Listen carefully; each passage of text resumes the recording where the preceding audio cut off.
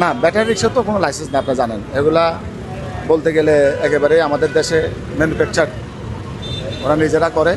এটার জন্য আমাদের সবসময় আপনারা জানেন আমাদের অভিযান অব্যাহত থাকে। আমরা গত আইনশৃঙ্খলা কমিটির মিটিংয়ে আমাদের একটা সিদ্ধান্ত হয়েছে যে প্রধান সড়কে কোনো ব্যাটারি চালিত রিক্সা উঠবে না এবং অবৈধ যানজট সৃষ্টি করে এমন অবৈধ স্থাপনাগুলো যেন গাড়িগুলো আমরা রিমুভ করে দিই।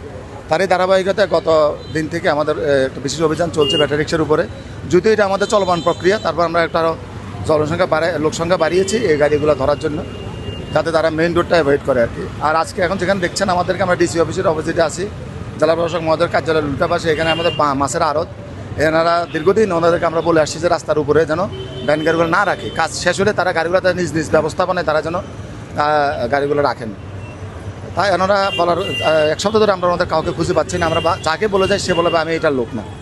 তো আজকে আমরা আসলাম, এসে প্রায় ঘন্টাখানেক ধরে আমরা তাদের লোকজন খুঁজছি বা কোনো দারোয়ান আছে কিনা বা কেউ আছে কিনা রেসপন্সিবল পাই নাই। এখন আমরা গাড়িগুলো আমাদের হেফাজতে নিয়ে যাচ্ছি। না, ব্যাটারি রিক্সা তো কোনো লাইসেন্স না, আপনারা জানেন। এগুলা বলতে গেলে একেবারে আমাদের দেশে ম্যানুফ্যাকচার ওরা নিজেরা করে।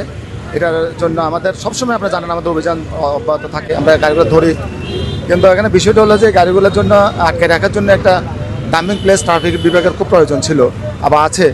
কিন্তু আমাদের ফেনে চাইলে আমাদের কোনো ডাম্পিং প্লেস নেই। যে কোনো অবৈধ গাড়ি ধরলে সেটাকে রেখে দেওয়ার মতো, আইনগত প্রক্রিয়া শেষ হওয়া পর্যন্ত রেখে দেওয়ার মতো যে একটা জায়গা দরকার, সেই জায়গা আমাদের না থাকার কারণে আমরা এখন আপাতত গাড়িগুলো ধরছি, কিছু মামলা করছি, কিছু তাদেরকে আমরা অনুৎসাহিত করছি না আসার জন্য, সচেতনতার সৃষ্টি করছি। সব মোরাল পুলিশিং বলেন আর আইন প্রয়োগ করেন, দুই দিকেই আমরা চেষ্টা করছি যাতে গাড়িগুলো মেইন রোড অ্যাভয়েড করে।